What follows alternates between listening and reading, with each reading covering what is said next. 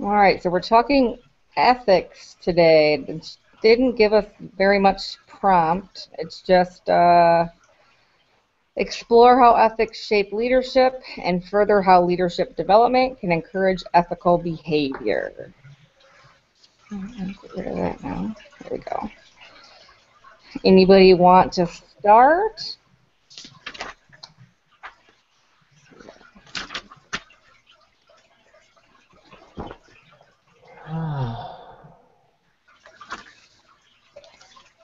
I'll start. Awesome. So, ethics. I think of ethics as predominantly has to do with people that are honest or people that are lying.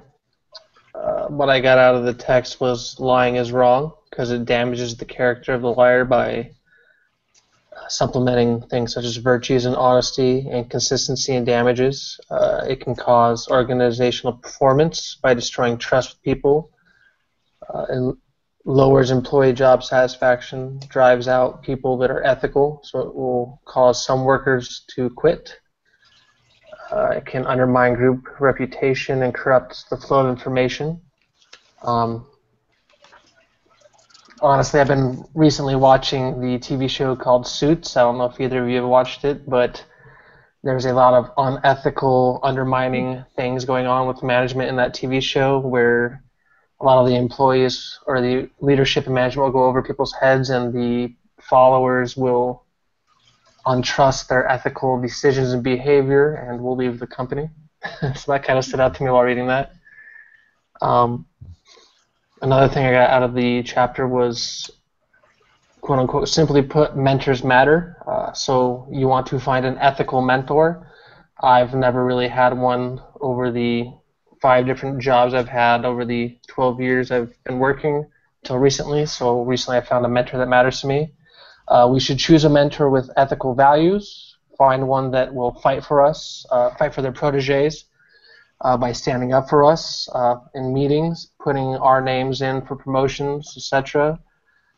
We need to work on finding mentors that will help us with coaching and protection and act as a shield for us when bad things happen in an ethical way. These mentors should also help us with challenging assignments and help us learn key skills as well as develop a sense of accomplishment.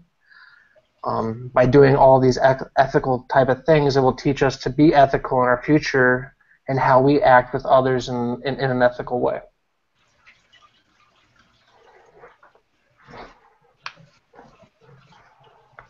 That's really interesting. I hadn't necessarily thought of it that way when it came to mentorships. I mean, I've been blessed. I've had a couple really good ones that just, I don't want to say they fell in my lap, but just really good bosses that turned into mentors.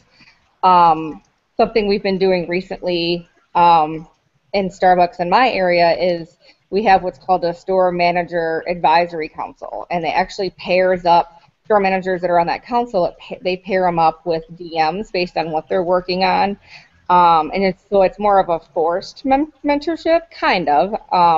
It's not supposed to be a bad thing, but in the 4 years that we've done it, 3 of the 4 have just not really panned out for different reasons. I've had one that was amazing, and we still connect today, but I've definitely seen, where if a mentorship is forced, it's just harder to build that relationship, or if you don't value what both of you are getting out of it. So I think mentorship can have a lot to do with your success as a leader.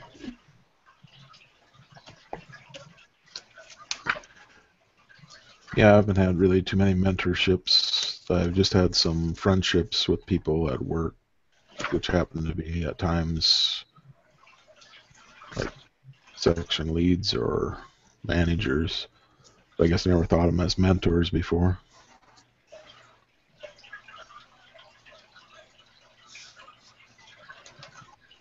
I know we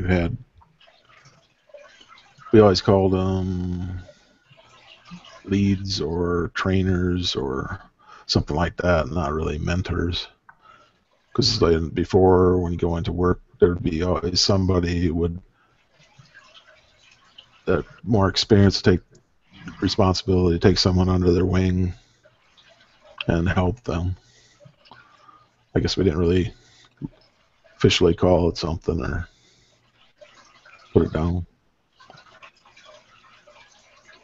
It's interesting too. So one of the parts of the chapter that really caught my eye was the challenge of loyalty.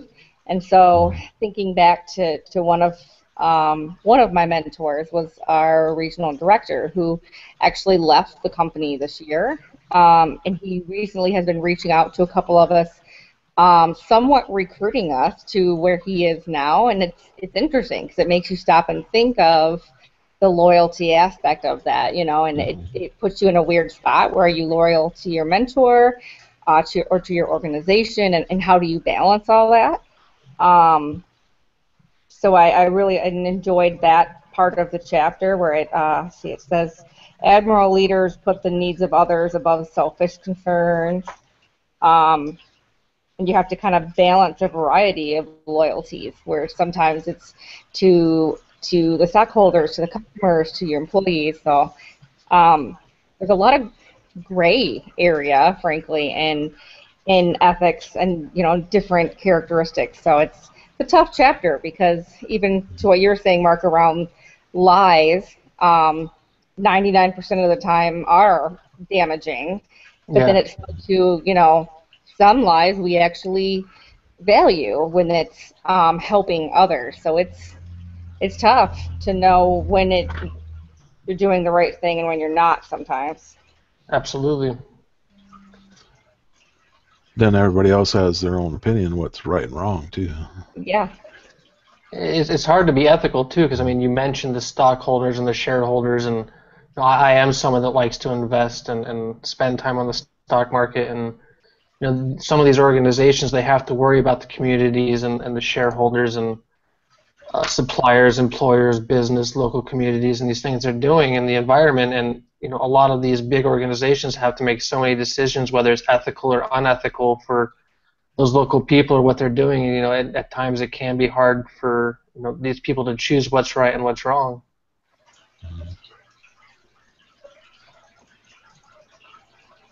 Yeah, one place I worked at, a new guy just came newly, kind of the section lead or manager or whatever, and it happened to be at a time where our company was going through a change, and his section or department manager told him information that they could not share to other employees. If they did, they'd be fired.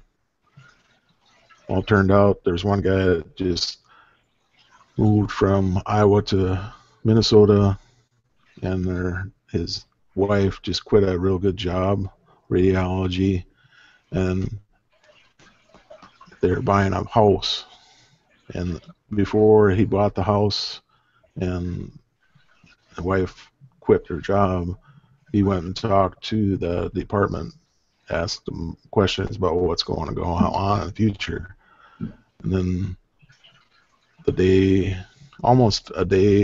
a day, he found out that he was going to be getting laid off. Our whole company was going to go through a pay cut for, I think it was more than a year, and freeze on everything. And so I think I was like maybe the next person or second person in a row to get laid off too at that time. And that person also talked to that friend of mine that got newly in that position, and he couldn't tell him what's going on and stuff. And afterwards, he was talking, he's saying that probably the next time he probably would let the person know, because he didn't like that he had to go through that. So that's kind of ethical. What do you draw lines on there? If a person's actually going out of their way speaking to you about your life points, changing a career, starting a different career, purchase a house and stuff, then they didn't really tell them to maybe think about it for a little bit, for a few days or anything, or even like a week. You could at least said that to them.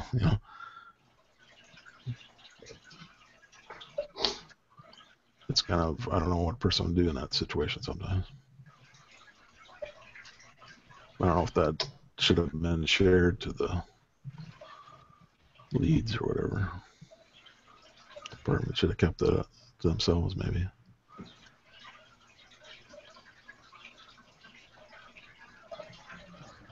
Yeah, it can be really uncomfortable. Um, the courage aspect, I think, is big. Um, be it, well, they list quite a few different issues, not issues, but perspectives around courage. And I remember one of my first kind of senior leadership positions, I was an assistant store manager. So I wasn't the store manager, but still a leader in the store. And I remember a partner coming to me, in confidence, right? And he had a pretty bad sexual harassment type thing going on, and it was very much, please don't say anything. I just want to confide in you. If you could maybe say something to this guy, and obviously, I have to take action on something like that. But it really made me nervous because I am I have to go outside of what this guy asked me to do. Please don't say anything, but I had to say something. Um, that was very, very scary in the moment, but then I remember, days later as everything panned out, and obviously the person that was harassing was let go, and everything turned out fine. But I had a couple of the senior leaders kind of take me to the side and say thank you so much, because not everybody would take that chance, because that you could end a friendship that way. You could rock the boat. It could have went differently than it did. So there is a lot of courage sometimes needed to do the right thing, because it's not always pleasant. Stop it. Come on.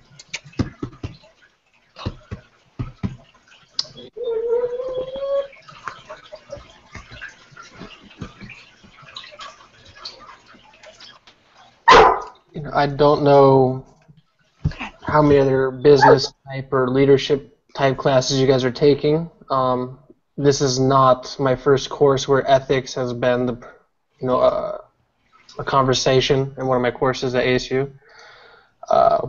Virtue ethics tends to come up a lot in a lot of my courses out of all the ethic categories, and that tends to be the one I like to talk about and go towards for my assignments. It stands out to me a lot because it's kind of the one where we lie. For example, we lie to protect someone for feelings. We kind of tell someone a lie because we don't want them to feel bad, or we can confront someone about a joke that we don't feel appropriate, or sometimes we act a certain way that might not be ethical, in time of a crisis or a certain situation where we're not thinking right away. It just stands out to me because sometimes with this virtue ethics, we're not acting in an ethical way, but we're ethically trying to come to a way to make the people we're working with, think in a positive way instead of a negative way for the outcome. I just feel like I have to deal with that regularly with people coming to you with questions where you don't want to make them feel bad in a certain situation and comfort them without giving them 100% negative feedback, and give them a little bit positiveness to make them want to stay with you in the organization and work towards something, even though they might not be up to par with where your standards are, but not totally throw them all the way down. Mm-hmm. I think I remember one of the classes where if you had that situation, to make sure that you also end it or spend time something on positive, not just all the negative. That way, keep the person more positive, I guess, not down as much. Because all you do, if you all like a leaders, if all they do is just tell you what you're doing wrong all the time, you don't really like that. You like also when they come around, say something positive, or point things out to you, how you can improve something, and then also take, instead of to take the time to praise you instead of just sit down and put you under the microscope or under the gun.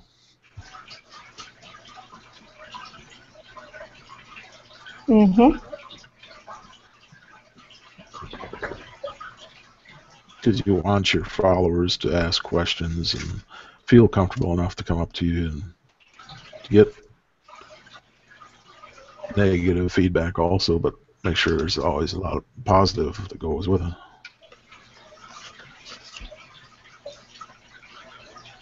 It's funny though. I think sometimes fall into an issue where they're trying too hard to do that, where they do almost like the compliment sandwich, right? So they start off with something good, and then they give the coaching that really needs to happen, and then they follow it up with another compliment to make themselves feel better because it wasn't all bad, but then the person never really gets the full message because they hear the other stuff as well. So there's all kinds of issues with doing it that way. I actually had that happen this week. Oh, my dogs are going nuts. With one of my managers where guy was trying to give him coaching, but he also was trying to give him positive feedback. And all he heard was the negative stuff. So he walked away feeling horrible and completely discouraged. And that was not really what the person intended, but because they, packaged it all together, that's all they heard. So it took a lot of kind of follow-up on my part to help the manager see they weren't really trying to bring them down completely, but by packaging that way, it definitely come off that way. Did you come up with that term, compliment sandwich? It's something that's been floating around, I guess, just within Starbucks recently. I've never heard that before. I like it. Yeah. All right. It kind of became a joke with a lot of us because we've been trying to get people to stay away from that. It used to be something we coached to, like, oh, it's a great way to coach someone, and we found it's not. So now it's kind of our joke where it's, oh, that was horrible, but your shoes look really good. Like, no, that's not. You're really not helping. So yeah, I try to stay away from the compliment sandwich. I can see myself using that in the future. All right. Yeah.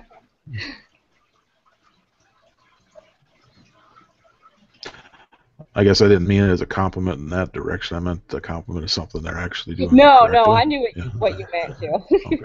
All right.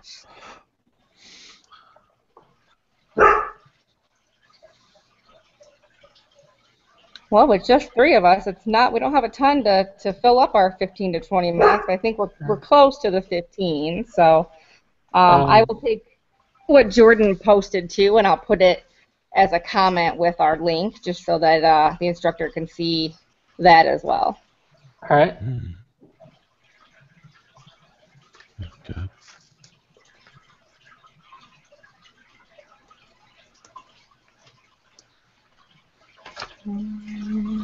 Actually, I used with my my leadership interview,